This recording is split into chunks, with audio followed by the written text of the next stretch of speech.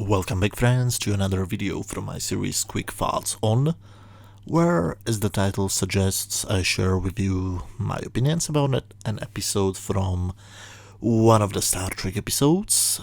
After 2 weeks of sequels, I'm going to talk a bit about an original story from an animated series episode called The Terratin Incident. We start with the Enterprise doing something pretty unusual. Scientific research. They are examining the remains of a burned-out supernova called Arachna.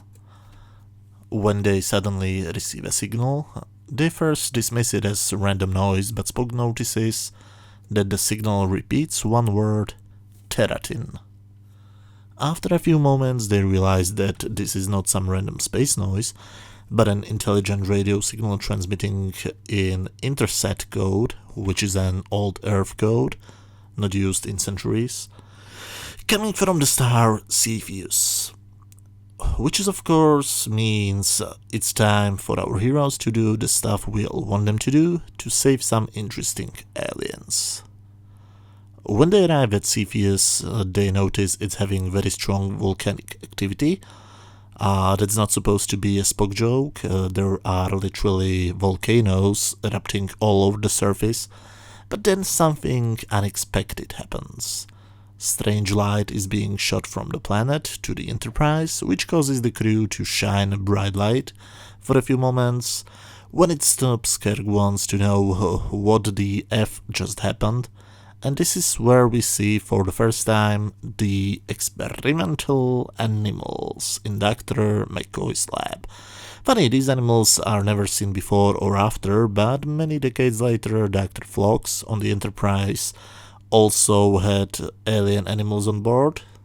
Coincidence or inspiration? Hard to say. Anyway, the animals include transparent mice and these fish. Strange combination, but okay.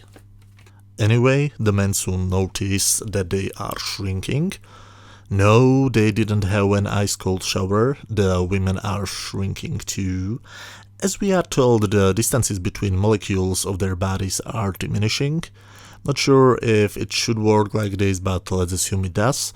They are also having another problem. The lithium crystals are all damaged.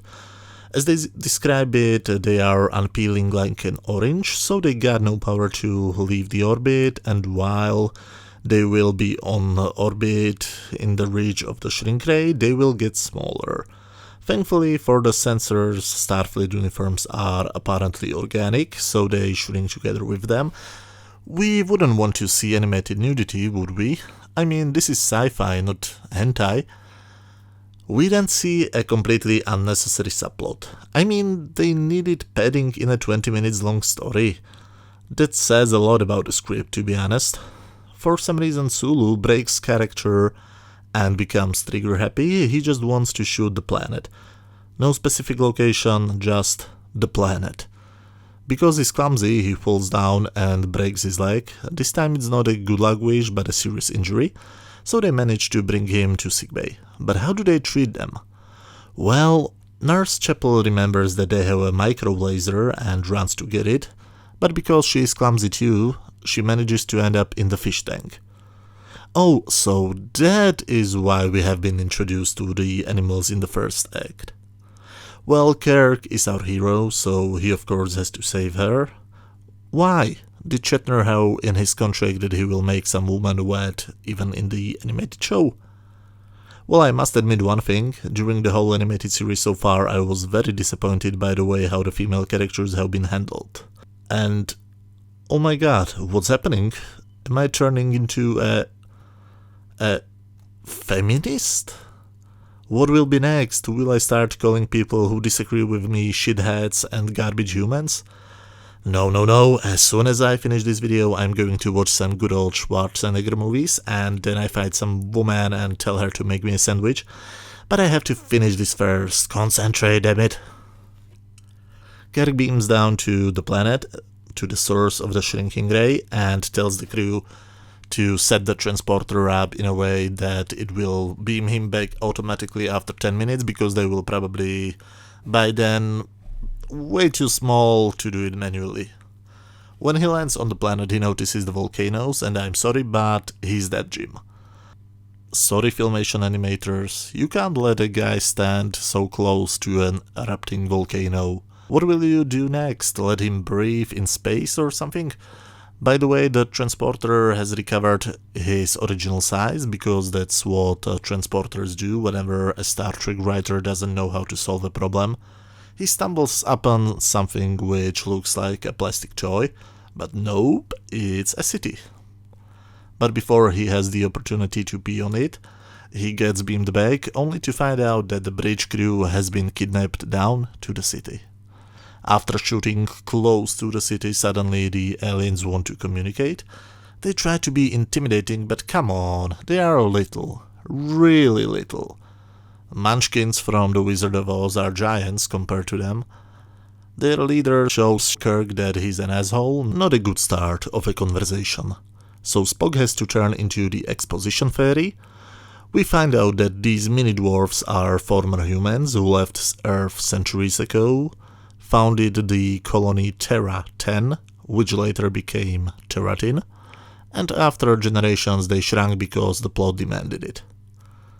Kirk, of course, saves the town and transports it on the ship, where he pulls a microscope from his ass and tells the mayor that he's going to move them to Verdanis, and that will be the end of the Terratin Incident. This episode has been written by Paul Schneider, who wrote TOS episodes Balance of Terror and The Squire of Gothas. The original premise was taken from the creator himself, Mr. Gene Roddenberry.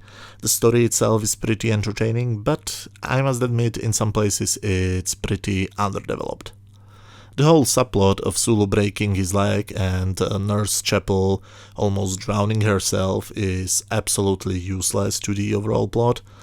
I mean, there is padding in a 20 minutes long story. Why? And there are several moments which are barely developed at all, like, for example, the main villains, if you want to call the Terratin citizens villains. It starts like a mystery story, then it switches to what, for a lack of a better term, I can call only a size story. The size concept alone is a great premise for a crazy and inventive story, especially in an animated show where you can do literally anything you can imagine, but I just treat it as a minor inconvenience instead of going really crazy with it. The final act in every story should be the most interesting, because that's basically what all of the previous acts have been building up to. But to be honest, the final act of this story is a major letdown. We know nothing about the Terratins, and we should somehow care that they're in danger. It reminds me a bit on Star Trek Generations, where we should for whatever reason care for a planet, but the only part of the planet we see are rocks and sand. Even the bridge crew gets kidnapped off-screen in the final act, and the only reason I can think of is that the story needed to somehow deliver us exposition. Overall, this is not a bad story, not bad at all. However, the padding is a bit annoying, and the final act is a huge letdown for me. So personally, I can't give this episode more than 6 out of 10. It's definitely above average, but it could be so much better. And that happened way too many times in this show. They come up with a very interesting premise, but they don't do anything special with it.